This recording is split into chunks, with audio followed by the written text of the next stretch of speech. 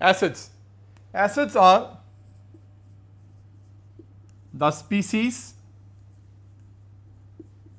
which are colorless with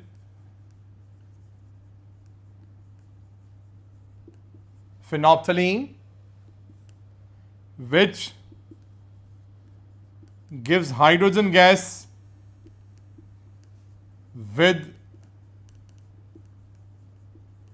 reactive metals, which turns blue litmus red, which are sour in taste. So, all these are the basic properties of an acid.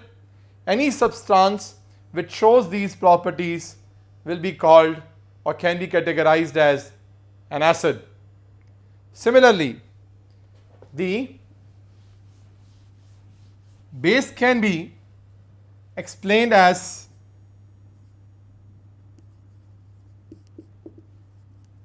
the species which bitter in taste,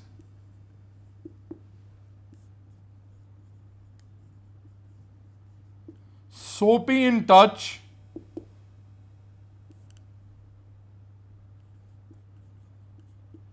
are pink with phenolphthalein, and turns